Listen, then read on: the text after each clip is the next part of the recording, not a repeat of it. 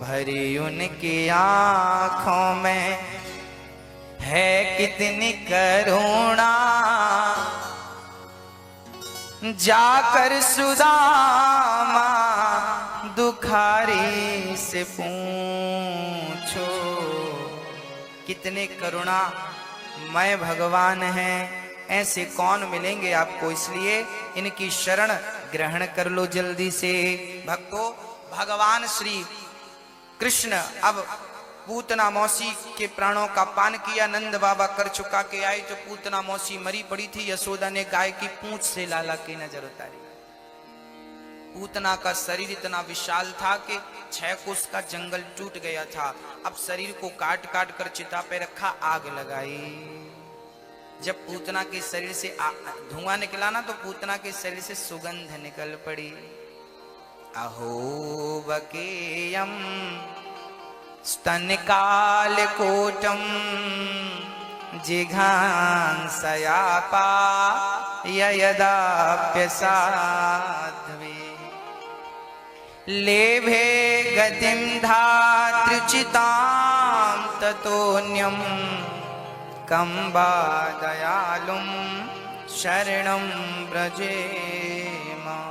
अहो बकीयम, भगवान जैसे दयालु कौन।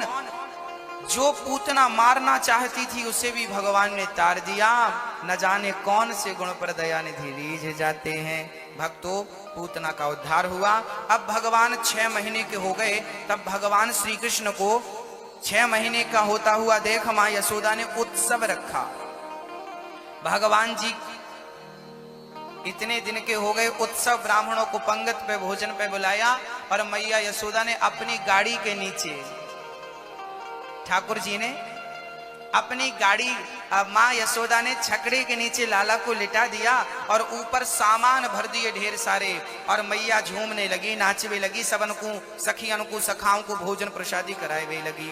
अब यहां लाला ने देखा, अब जब कन्हैया की नींद खुली तो भगवान श्री कृष्ण मां को देखते हैं, मां दूर, भगवान रोने लगे और रो रो के मानो भगवान यशोदा मैया को आवाज लगा रहे हैं कि मां आओ, मैं जाग गया हूं, मुझे दूध पिलाओ, मुझे भूख लगी है।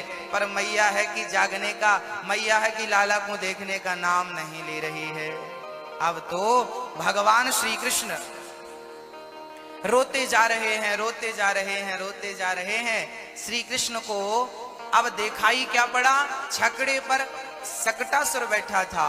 भगवान ने कहा, ओहो हो लो, उत्सव हमारा चल रहा है और हमारी ही कोई सुनवाई नहीं है।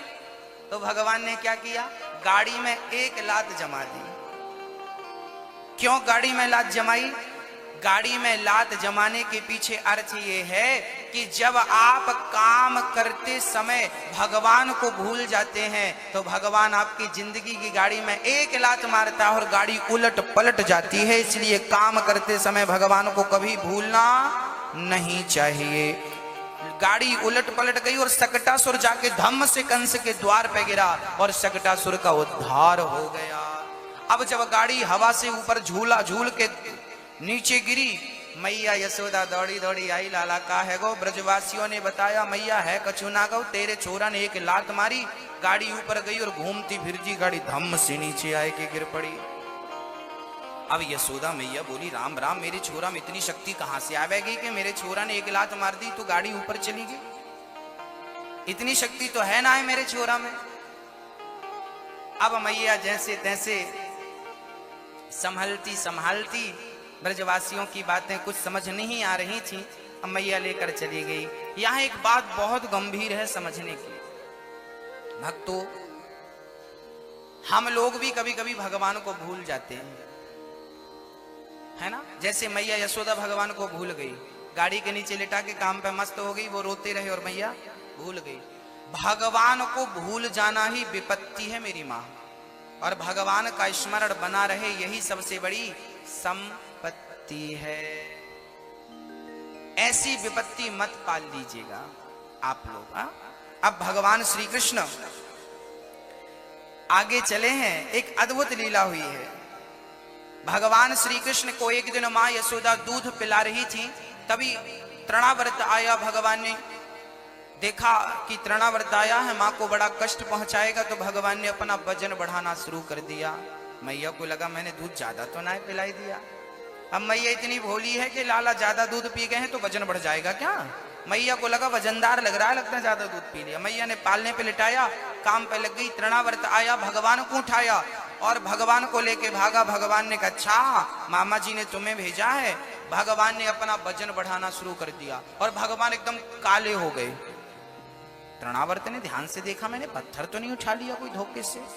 भगवान बोले सारी दुनिया पत्थर में कृष्ण को देखती है और तुम कृष्ण को पत्थर समझ रहे हो। उठाकर भगवान ने पत्थर की शिला पे पटक दिया। गोविंदाय नमो नमः, तृणावर्त का हो गया। अब भगवान श्री कृष्ण तृणावर्त का उद्धार करते हैं, शकटासुर का उद्धार करते हैं। अब श्री गर्गाचार्य जी का आगमन हो जाता है। गर्गः पुरोहितो राजन यदूनां सुमहातपः ब्रजं जगाम नंदस्य वसुदेव प्रचोदितः। वसुदेव जी के गुरु श्री गर्गाचार्य जी का आगमन हुआ। मैया यशोदा और नंद बाबा हाथ जोड़कर गर्गाचार्य जी से कहने लगे बाबा हमारे छोरा को नामकरण कर दो। जब से लाला ने जन्म लियो है तब से या के ऊपर बड़े बड़े संकट मंडराए रहे हैं। गर्गाचार्य जी बोले वैसे तो हम वसुदेव जी के गुरु हैं, यदि आपके छोरा को नामकरण करेंगे ना तो कंस को डाउट हो जाएगा कि देवकी का 8वां गर्भ यही है, संदेह बढ़ जाएगा। गर्गाचार्य नंद बाबा बोले बाबा हम काहू से कहेंगे ही ना है, गौशाला में चल के चुपके से नामकरण कर लेते हैं। चलो ठीक है। गौशाला में गए, गाय के गोबर से लीप कर चौंकपूर के कलश स्थापित किया और नामकरण संस्कार प्रारंभ हो गया। संस्कार कितने होते हैं मेरी माँ? हमारे सनातन धर्म में, मैया थोड़ा आगे आ जाओ, पीछे जगह नहीं बची। आओ मेरी माँ, पीछे मत देखो, आ जाओ आगे थोड़ा थोड़ा, ये खोल दो, ये सभी लोग आगे आ जाइए, थोड़ा आगे आ जाइए मेरी माँ, आओ।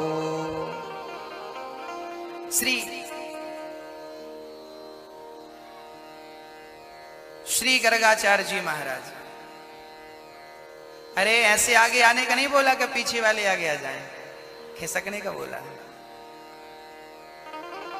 जो जहां है वहीं से थोड़ा थोड़ा आगे खिसकावे। बोलिए भक्त वत्सल भगवान की। भक्तों, मैया ओ मैया बात ना करो, प्रेम से बैठो। भगवान श्री कृष्ण के नामकरण संस्कार की अद्भुत लीला हुई है, अद्भुत दर्शन। भगवान के पहला संस्कार हुआ है, जो संस्कार लगभग सभी का होना चाहिए वो आज गर्गाचार्य जी ने बढ़िया प्रेम से। यशोदा मैया बोली बाबा आप सबसे पहले खीर खाए लो, भोजन प्रसादी बनाए के। बाबा बोले ठीक है। अब बाबा गर्गाचार्य जी ने भोजन बनाया, बढ़िया खीर बनाई और खीर बना के तुलसी का पत्ता डाल के अपने ठाकुर जी को स्मरण किया, प्रभु आओ भोग लगाओ। जैसे ही आंख मूंद करके श्री गर्गाचार्य जी ने अपने भगवान को बुलाया तो कन्हैया आ गए और कन्हैया ने जल्दी से दोनों हाथों से खीर ले लेके और खाना शुरू कर दिया। अब गर्गाचार्य जी ने देखा मैया तेरे लाला ने सारी खीर जूठी कर दी।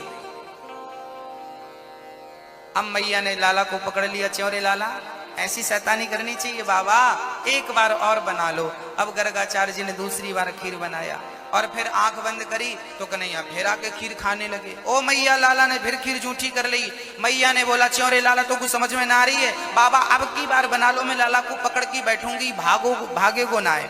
अब मैया ने कस के थाम लिया लाला को और बाबा ने खीर बनाई और तीसरी बार जब खीर बना के बाबा ने आंख बंद करी कि भगवान आओ मेरी खीर का भोग लगाओ, तो मैया को श्याम सुंदर ने बातों में बहला दिया और ऐसी ऐसी कहानी कन्हैया ने मैया को सुनाई कि मैया झपकी लेने लगी, बढ़िया सी नींद लेने लगी। अब मैया जब नींद लेने लगी तो श्याम सुंदर जल्दी से गए और बाबा के सामने बैठ कर के खीर पान करने लगे, खीर खाने लगे। ओ मैया, अब जब खीर खा रहे थे कन्हैया, अब की बार गर्गाचार्य जी ने देखा तो वहां नंद का छोरा नजर नहीं आया। जगत के पालनहार त्रिलोकीनाथ खीर खाते हुए नजर आ रहे हैं। अब की बार तो चरणों में गिर पड़े गर्गाचार्य जी और भगवान का दर्शन करने लगे। चतुर्भुज रूप में ठाकुर जी ने गर्गाचार्य जी को दर्शन दिया और गर्गाचार्य जी ने चरणों में प्रणाम किया। लिखा है कि गर्गाचार्य जी उस खीर को खाए और अपने पूरे अंगों में, शरीर में खीर का लेप करने लगे कि भगवान की प्रसादी है। अब यहां एक बात बहुत समझने की है कि जब तक भगवान कृपा ना करें तब तक गर्गाचार्य जी जैसे महान संत भी भगवान को पहचानने की सामर्थ्यता नहीं रखते। भगवान को वही पहचान सकते हैं जिन पर भगवान की कृपा होती है। अर्थात कोई ये बात कहे कि मैं ब्रह्म को जान गया, कोई कहे कि मैं ब्रह्म को पहचान गया। ब्रह्म को जानना पहचानना हमारे बस की नहीं है। वो जनाना चाहे तो ही कोई उसे जान सकता है। कोई अपने बल से उसे जानना चाहे तो उसका केवल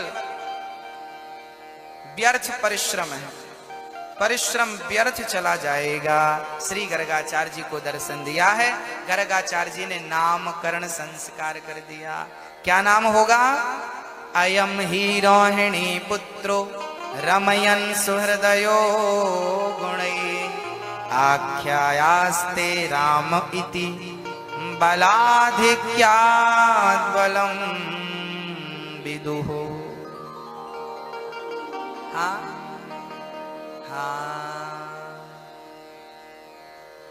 यशोदा, आपके पुत्र का नाम होगा करसती कृष्ण। ये नाम बलराम जी का है। बल अधिक होने के कारण इन्हें बलराम भी कहा जाएगा। यह रोहिणी आपके पुत्र का नाम है। यशोदा, आपके पुत्र का नाम होगा करसती कृष्ण। शुक्लो रक्तस्तथा पीता इदानीं कृष्णतां गतः। यशोदा, आपके पुत्र का नाम कृष्ण होगा। अब बड़े सुंदर ढंग से ठाकुर जी ने आनंद बरसाना शुरू किया है। नामकरण संस्कार हो गया। अब अद्भुत लीला है। यहां संस्कारों की एक बात मैं आपसे भी कहना चाहूंगा। मेरी माँ, अपने बच्चों को क्या देना जरूरी है? संस्कार। तो आप में से कितने माँ बाप अपने बच्चों को संस्कार दे रहे हैं? जरा हाथ उठा के हमें बताओ। दे रहे हैं कि केवल पैसा जोड़ने में लगे हैं? आजकल के माँ बाप ना बहुत पैसा कमा रहे हैं। पूछो किसके लिए कमा रहे हो? बच्चों के लिए। किसके लिए कमा रहे हो? बच्चों के लिए। अच्छा एक बात बताओ, आपके बच्चे कमा के खा भी नहीं सकते क्या? हाँ हाँ बोलो। कमा के खा सकते हैं कि नहीं आपके बच्चे? हाथ उठा के बताओ, हाँ या ना। जब आपके बच्चे कमा के खा सकते हैं तो आप क्यों कमा रहे हो उनके लिए? वो अपने लिए कमाएंगे ना। पाल पोस के बड़ा कर दिया, अपने पांव में खड़ा कर दिया, अब उनकी जिम्मेदारी। आप पीछे पीछे घूमते रहोगे? हाँ मेरी माँ। अच्छा एक बात बताओ, आप में से ऐसे कितने माँ बाप हैं जिन्होंने अपने बच्चों को भिखारी बनाया? बताओ। आप में से ऐसी कितनी मम्मियां हैं, कितने पापा हैं जिन्होंने अपने बच्चों को भिखारी बनाया है? किस किस माँ बाप ने अपने आप में से है कोई ऐसा माता पिता जिन्होंने अपने बच्चे को भिखारी बनाया हो? आप अपने बच्चे को राजा बाबू बनाना चाहते हैं। आप अपने बच्चों के लिए बढ़िया बढ़िया सपने देखते हैं, मेरा बच्चा ऐसा हो, मेरा बेटा वैसा हो, मेरा बेटा। लेकिन सच्चाई ये है कि कहीं ना कहीं मेरी माँ, मैया, ओ मेरी माँ, इतना भी पानी नहीं गिर रहा कि तुम बह जाओ।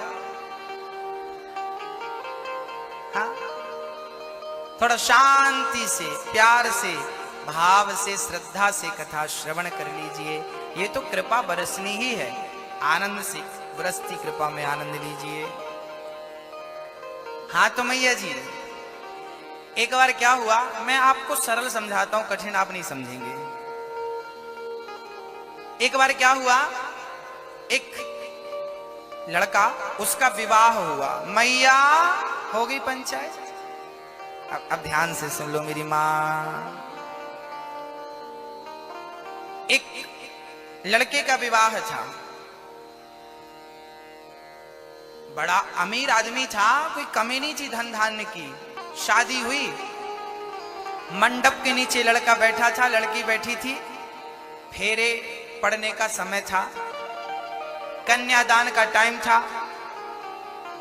मंडप के नीचे लड़का बैठा था, लड़की के पिता आए कन्यादान करने के लिए। तभी लड़के ने कहा, ससुर जी हमें गाड़ी चाहिए, कार। ससुर जी, लड़की के पिता इतने धनवान नहीं थे, बेचारे सरकारी नौकरी करते थे, 15-20 हजार रुपए मिलता था। इतने पैसे वाले नहीं थे कि वो अपनी बेटी एक थी, परंतु हर पिता का सपना होता है कि मैं अपनी बेटी को बहुत कुछ दूं, परंतु जिसकी हैसियत जितनी है उतनी ही तो देगा भाई, अपनी हैसियत से ज्यादा कैसे देगा। लड़की का पिता बहुत देता है, हैसियत से ज्यादा। अब लड़के ने जिद कर ली, हमें कार चाहिए। अब लड़की का पिता मीडियम वर्ग का था, दाल रोटी से लगा था, पर लड़के की जिद है और बेटी एक है तो बेटी की खुशी भी तो देखनी है ना। लड़की के पिता को लगा कि मेरी बिटिया है, कोई बात नहीं, मैं अपना घर बेच देता हूं। सोचिए, रातों रात लड़की के पिता ने अपना घर गिरवी रखा और 10 लाख रुपए की बढ़िया सी गाड़ी खरीद कर अपने दामाद को गिफ्ट किया। लो,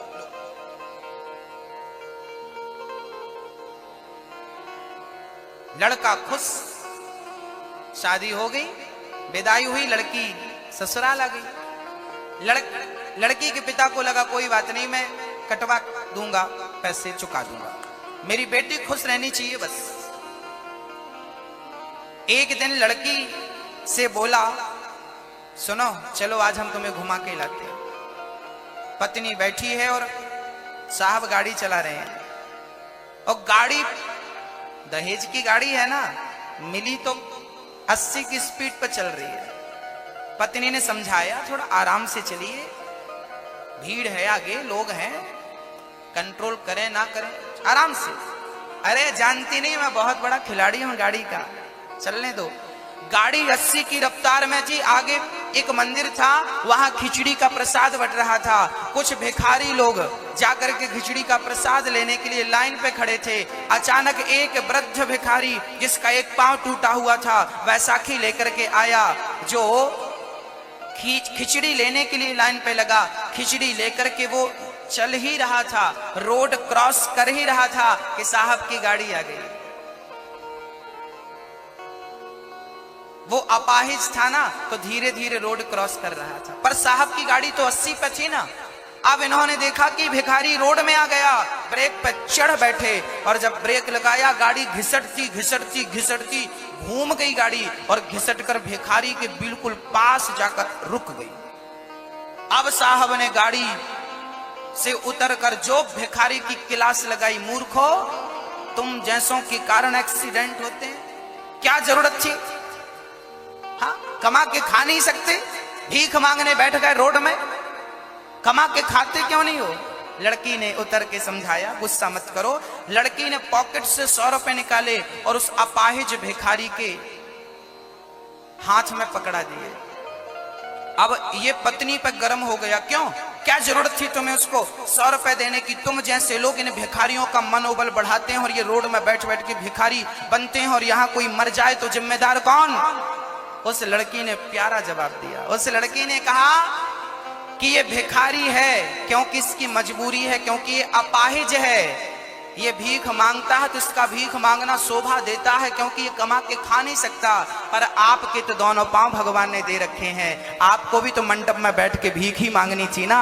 आपने भी भीख मांगी, इसने मंदिर के बाहर भीख मांगी, आपने मंडप के नीचे भीख मांगी। इसके तो पांव नहीं थे, आपके तो पांव थे। ये अपाहिज था, आप तो अपाहिज नहीं थे। आप तो कमा के खा सकते थे, फिर भी मेरे बाप से आपने भीख मांगी कि नहीं। भिखारी वो नहीं होते जो मंदिर के बाहर बैठते हैं, उनकी तो मजबूरियां हुआ करती हैं भक्तों। सबसे बड़े भिखारी तो वो होते हैं जो दहेज मांगते हैं, दहेज लेते हैं। सबसे बड़े भिखमंगे वही होते हैं। तो मैं आपसे पूछ रहा हूं, आपने भिखमंगों को जन्म तो नहीं दिया।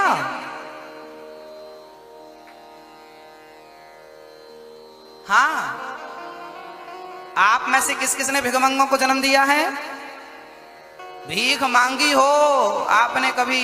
हमें गाड़ी दे दो, हमें ये दे दो।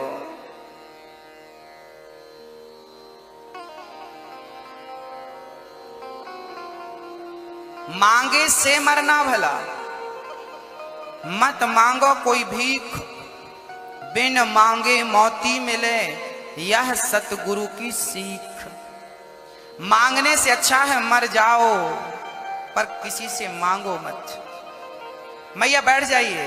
क्या हो रहा है? बारिश हो रही है? अच्छा जी, अच्छा थोड़ा आगे आ जाओ मैया, ये जगह इसका आज उपयोग कर लो।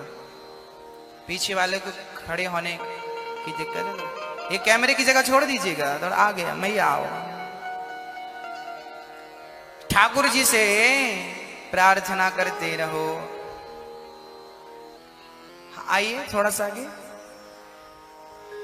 अब गर्गाचार्य जी ने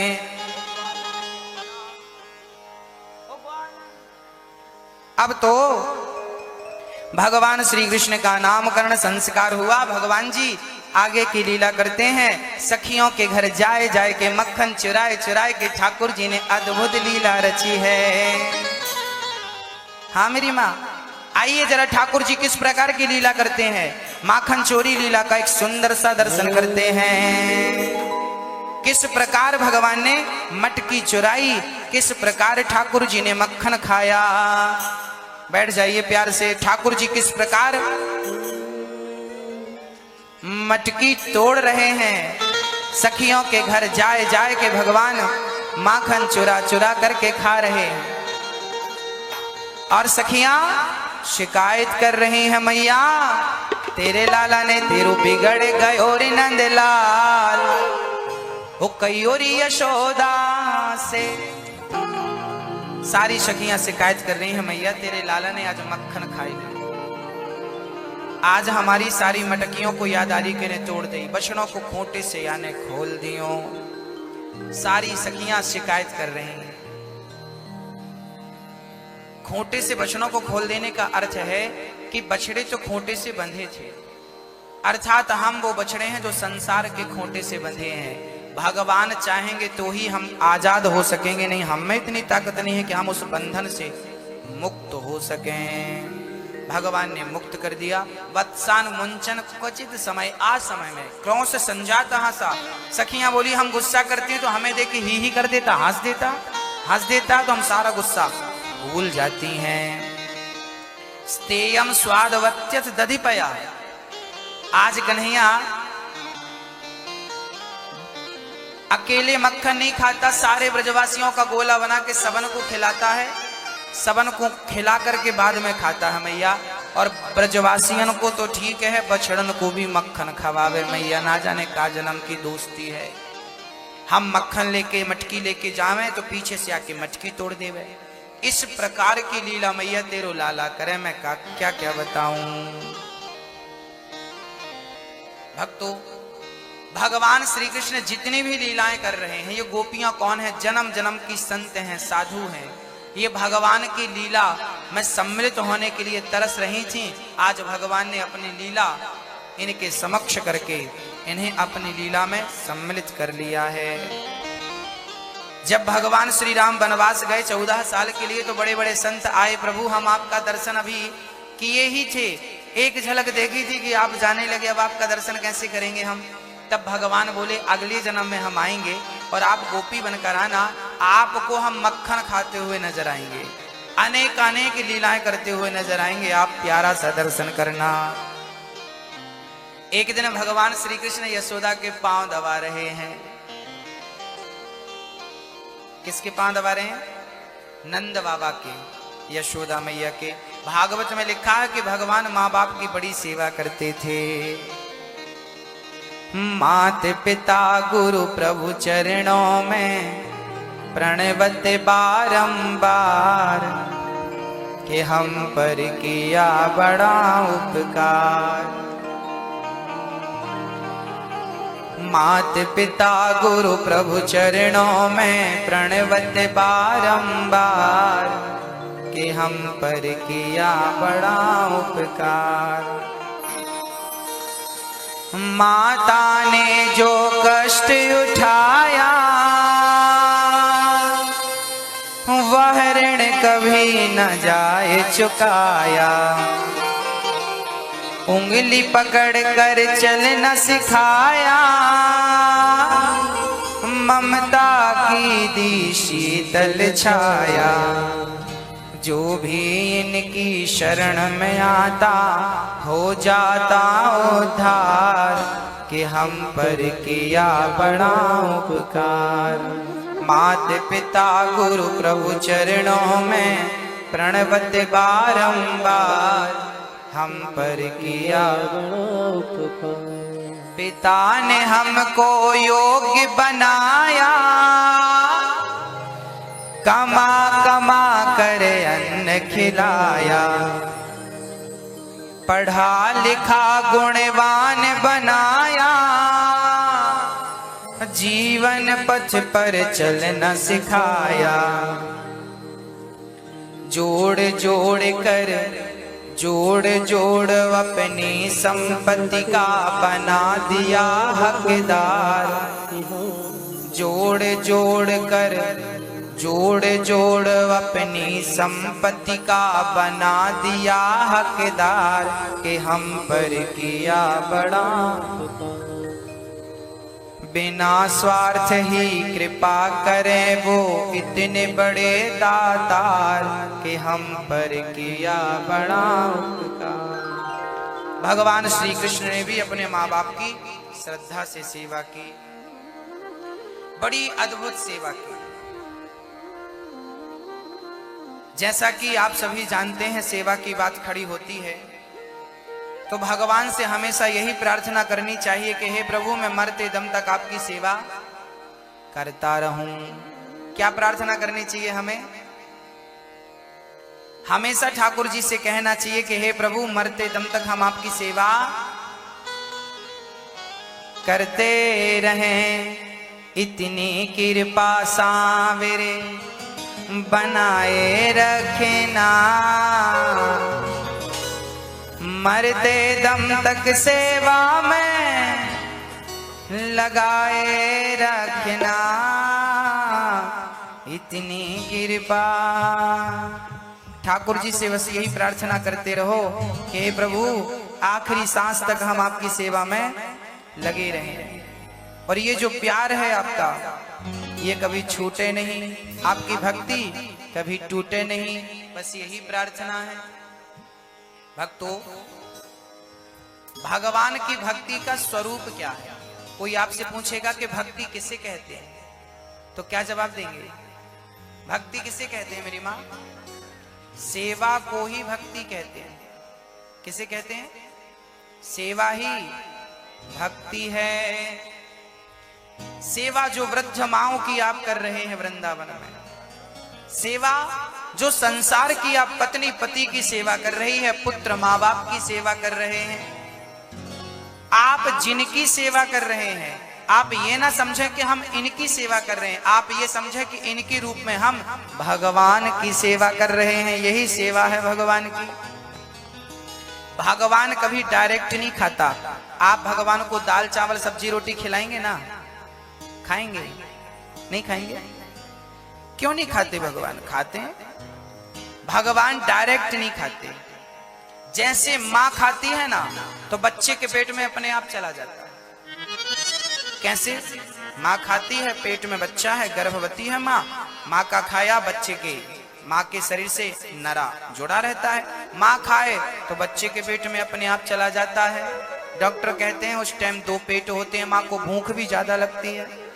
माँ का खाया हुआ बच्चे के पेट में जा सकता है, तो मेरी माँ, बूढ़ी माँ जो वृंदावन में है, जब वो खाएगी तो आप जरूर मान लीजिए कि वो भगवान के पेट में ही जा रहा है। माँ के पेट से होता हुआ ईश्वर के पेट में यही भगवान को भोग लगाना है। मोर मुकुट बंसी वाले की जय जय श्री राधे। भगवान की दिव्य लीलाएं हुई हैं। एक दिन भगवान श्री कृष्ण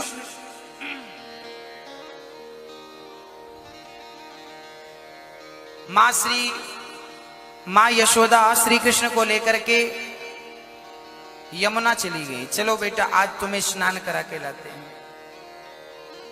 लाला बोले मैया मुझको ठंडी लगे, मैं स्नान ना करूंगा, तू नहा ले, बाद में मैं नहाऊंगा। मैया स्नान करवे लगी। कन्हैया ने जल्दी से वहां पर मिट्टी, सुंदर सुंदर सी यमुना के तट की पावन पवित्र मिट्टी ठाकुर जी ने उठाई और थोड़ी सी मुंह में मिट्टी रख ली। अब जरा सावधान होकर जो कथा बची है छोटी सी थोड़ी सी बहुत प्यार से सुनेंगे, श्रद्धा से, एकाग्रता से। माँ यशोदा ने देखा, किसी ने, बलदाऊ भैया ने कहा मैया तेरे लाला ने माटी खाई। मैया दौड़ी दौड़ी आई, चौरे लाला तेने माटी खाई, मुंह खोल। कन्हैया बोले मैया मैंने माटी ना खाई, विश्वास तो कर, भरोसा तो कर। मैया बोली बिल्कुल भरोसा ना है, मुंह खोल। और जब मुंह खोल कर दिखाया तो इतने से मुंह में ब्रह्मांड नजर आ गया। मैया यशोदा को लगा छोरा भगवान तो ना है, मेरो छोरा है कि भगवान है। मैया चरणों में गिरवे लगी,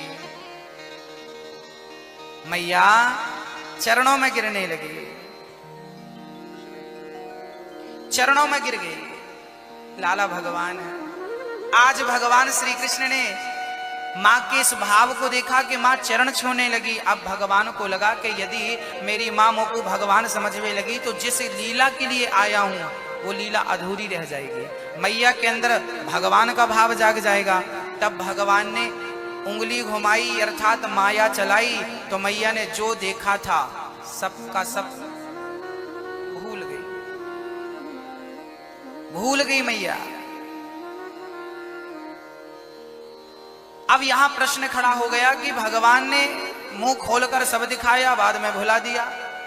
देखिए भगवान की जितनी भी लीलाएं हैं ना मेरी माँ, उन हर लीलाओं के पीछे कोई ना कोई कारण जुड़ा है, कोई ना कोई उद्देश्य जुड़ा है। कई बार जब भगवान मटकी चुराते हैं, मक्खन चुराते हैं, तो आपको लगता होगा ये कैसा भगवान है, बताओ मटकी फोड़ता है। अब बताओ जगत का पालनहार परमात्मा किसी का इतना सा मक्खन चुराए तो आश्चर्य नहीं होगा कि कैसा भगवान है।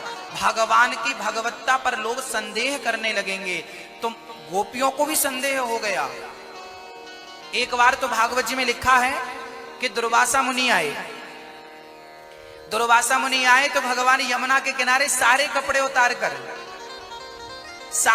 उतार करके यमुना की रज में लौट रहे थे। बच्चे रेत में कैसे खेलते हैं, बच्चों को रेत मिल जाए तो चढ़ जाते हैं और ढेर पर उलट पलट के पूरे शरीर में।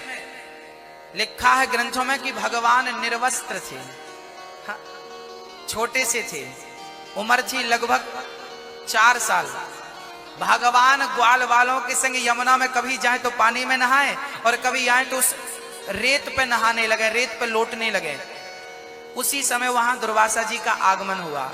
दुर्वासा जी देख रहे थे कि बच्चे खेल रहे हैं। अच्छा, दुर्वासा जी को पता लगा था कि कृष्ण का प्राकट्य गोकुल में हो चुका है, चलो दर्शन करके आते हैं। और जैसे ही वो यमुना के किनारे आए तो दुर्वासा जी को रेत में लिपटे हुए निर्वस्त्र भगवान कृष्ण का दर्शन हो गया। दुर्वासा जी को लगा राम राम, कैसे गंदे बच्चे हैं ये, इनकी माँ कैसी है, कपड़े तक नहीं पहनाती बच्चों को और ये रेत में खेल रहे हैं। तभी दुर्वासा जी ने एक बच्चे को बुलाया और पूछा क्यों भाई, ये यशोदा का बेटा कृष्ण कहाँ मिलेगा। ब्रजवासी बोले बाबा तो कुछ दिखाई ना पड़े, वो मारो कन्हैया, वो खेल रहे हो है। वो देख ब्रजवासी के ऊपर छाती पे चढ़ो, सारे ब्रजवासी लेट जाए, कन्हैया ऊपर चढ़ जाए और रेत लेके बच्चों के सिर पे ऐसे ऐसे घिस रहे थे। दुर्वासा जी ने कहा ये लाला, ये कृष्ण है। हाँ, दुर्वासा जी को आश्चर्य लगा कि राम राम, जगत का पालनहार, जिसके बारे में सुनते हैं कि ब्रह्मा भी हाथ जोड़े खड़े हैं, दिक्पाल हाथ जोड़े खड़े हैं, जिसकी एक झलक पाने को लोग तरसते हैं, आज वो यहाँ पर रेत में खेल रहा और ब्रजवासियों की छाती में बैठ करके सिर पे रेत रगड़ रहा है। यकीन नहीं हुआ दुर्वासा जी। तभी भगवान श्री कृष्ण ने प्यारी तिरछी चितवन से दुर्वासा जी की तरफ देखा और भगवान ने अपना मुंह खोला। और जैसे ही मुंह खोला पूरे के पूरे दुर्वासा जी भगवान श्री कृष्ण के मुखमंडल में समा गए। और भगवान के अंदर जब गए तो भगवान के अंदर पूरा संसार नजर आया। जो यहाँ देख रहे थे पूरा का पूरा भगवान के भीतर था। दुर्वासा जी बोले, राम राम, जिसे मैं छोरा साधारण बालक समझा, आज वो तो भगवान है। अब दुर्वासा जी प्रार्थना करने लगे, प्रभु मेरी गलती, मेरे अपराध को क्षमा कर दो। और जैसे ही एहसास हुआ, दुर्वासा जी बाहर आ गए। और जब बाहर आए तो भगवान फिर वैसे ही खेल रहे हैं। दुर्वासा जी ने जगत के पालनहार जहां पर वो खेल रहे थे, उस रज को उठाकर उस रज से स्वयं स्नान करने लगे श्री दुर्वासा जी। और रज में स्नान करने के पश्चात दर्शन करके नंद श्याम सुंदर का वहां से चल पड़े। भक्तों, मैं बार बार आपसे यही निवेदन कर रहा हूं कि भगवान पर कभी कभी संदेह हो जाता है। क्या ये भगवान है? क्या भगवान ऐसे हो सकते हैं? अरे भगवान है, वो स्वतंत्रता उनकी, वो कैसे भी हो सकते हैं, वो कैसी भी लीला करने में स्वतंत्र हैं। आज भगवान ने मिट्टी खाई, आज यशोदा माँ दही मंथन कर रही है प्यार से, और कृष्ण साड़ी पकड़ के खड़े हैं, माँ मुझको दूध पिला। आज परीक्षित ने प्रश्न कर दिया, गुरुदेव मुझे एक बात तो समझाइए कि आखिर यशोदा मैया ने ऐसा कौन सा पुण्य किया होगा जिस पुण्य के बल पर जगत का पालनहार आज उनकी गोद में बैठकर दूध पी रहा है। जिनकी एक झलक पाने को जग तरसता हो, आज वो गोद में बैठकर दूध पी रहा। कोई तो पुण्य किया होगा ना यशोदा ने। तब श्री सुखदेव जी कहते हैं कि यशोदा का नाम पिछले जन्म में धरा था। इनका नाम क्या था? धरा। यशोदा का नाम था धरा और नंद बाबा का नाम था वसु। ये धरा और वसु थे। इनके राज्य में एक बार अकाल पड़ा, पानी नहीं बरसा।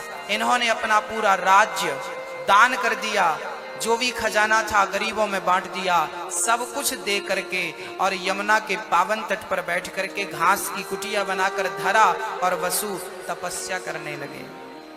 एक दिन धरा की कुटिया में कुछ संतों का आगमन हुआ। संतों को देखकर धरा खड़ी हो गई, महात्मा जी आप मेरे घर आए हैं, मेरा जीवन कृतार्थ हो गया। संतों ने कहा, बेटी बड़ी भूख लगी है, क्या खाने को मुझे भोजन मिलेगा? धरा को मन में विचार आया कि मैं संतों को क्या भूखा लौटा दूं? महात्मा जी आप बैठिए, आप जब तक स्नान करिए, मैं आपकी भोजन की व्यवस्था करती हूँ। धरा जल्दी से गई और चूल्हा लगा करके, चूल्हा आग लगा करके और गांव में चली गई। पास के गांव में एक सेठ जी के घर चली गई। सेठ जी मुझे 2 रुपए उधार दे दीजिए, केवल 2 रुपए। कुछ दिनों के बाद मैं आपका ये पैसा चुकाऊंगी। जंगल की लकड़ी बेच बेच करके मैं सारा पैसा आपका चुका दूंगी। अब तो साहूकार की नीयत बिगड़ गई। धरा बड़ी सुंदर थी, चेहरे में बड़ा तेज था, बड़ी सुंदर थी, जवान थी। साहूकार की नीयत बिगड़ गई। देखो हम उधार किसी को देते नहीं, कुछ गिरवी रखना पड़ेगा, तुम्हें कुछ देना पड़ेगा। धरा बोली, मेरे पास वर्तमान में कुछ देने के लिए है नहीं। प्रार्थना है कि मेरे घर से संत भूखा ना चला जाए, इसके लिए 2 रुपए दे दीजिए, मैं लकड़ी जंगल की बेचकर जल्दी से जल्दी आपका ऋण चुका दूंगी। सेठ बोला कि तुम्हें तो अभी देना पड़ेगा। धरा बोली, मेरे पास कुछ नहीं है। बोले, तुम्हारे पास बहुत कुछ है। क्या है मेरे पास? बोले, तुम्हारी जवानी, ये मुझे दे दो। धरा बोली, मैं समझी नहीं आप क्या कहना चाहते हैं। तब उस सेठ ने धरा के स्तनों की ओर इशारा किया। बोले, तुम्हारे ये स्तन मुझे प्रिय लग रहे हैं, सुखद लग रहे हैं, आनंददायक लग रहे हैं, ये स्तन मुझे दे दो। इसके बदले तुम 2 रुपए नहीं, 4 रुपए नहीं, 10 रुपए ले लो। धरा बोली, ना, मुझे केवल 2 रुपए की जरूरत है, इसलिए 2 चाहिए। यदि 2 चाहिए तो तुम्हें अपने स्तन मुझे देने पड़ेंगे। धरा बोली, ठीक है, सौदा मंजूर है। तुम्हें मेरे स्तनों से प्यार है ना? हाँ हाँ। धरा बोली, ठीक है। पास में चाकू पड़ी थी, चाकू से धरा ने अपने स्तन काट दिए। दोनों स्तनों को चाकू से काट करके और सेठ की हथेली में रख दिए। सेठ जी आपको मेरे स्तनों से प्यार है ना, मैंने अपने स्तन आपको दे दिए, खूब प्यार करिएगा। 2 रुपए उठा करके धरा बाजार गई, संतों के लिए मेवा मिष्ठान लेकर घर गई। बढ़िया खीर पूड़ी सब्जी बनाकर संतों को भोग लगाती है। संत तुलसी का पत्ता डालकर खाने बैठे, संतों ने देखा कि धरा की साड़ी से रक्त बह रहा है। अब स्तन जिसने काटे होंगे तो रक्त की धार तो बहनी थी। धरा की पूरी साड़ी गीली थी, रक्त से गीली थी। संतों ने कहा, देवी ये आपके शरीर से इतना रक्त कैसे गिर रहा है? तब धरा ने कहा, महात्मा जी पहले शर्त मेरी है कि भोजन कर लीजिए। जब तक भोजन नहीं करेंगे तब तक मैं इस रक्त की कीमत मानूंगी कि चुकी नहीं। आप भोजन कर लीजिए। संतों ने भोजन किया। अब तो बताओ। धरा ने कहा कि आपके भोजन के लिए मुझे अपने स्तनों का दान करना पड़ा। एक सेठ की नियत मेरे स्तनों पर थी, मैंने स्तन देकर उससे 2 रुपए उधार ले लिए हैं। 2 रुपए के बदले मुझे अपने दोनों स्तन काट करके उसे देने पड़े, क्योंकि उसे मेरे स्तनों से प्यार था और मुझे संत सेवा से प्यार था। धरा ने जब ये बात कही तो वो संत नहीं थे, भगवंत ही संत के रूप में खड़े थे। प्रकट हो गए भगवान चतुर्भुज रूप में, शंख चक्र गदा पद्म में लेकर के। कृपा की दृष्टि डाली तो धरा के स्तन वापस हो गए, शरीर स्वस्थ हो गया। और भगवान ने कहा, धरा आपने हमारी सेवा के लिए अपने स्तनों का दान किया है, अगले जन्म में मैं आपका बेटा बन करके इन्हीं स्तनों का दूध पी करके आपको मां बना करके आपकी गोद में खेलूंगा। वही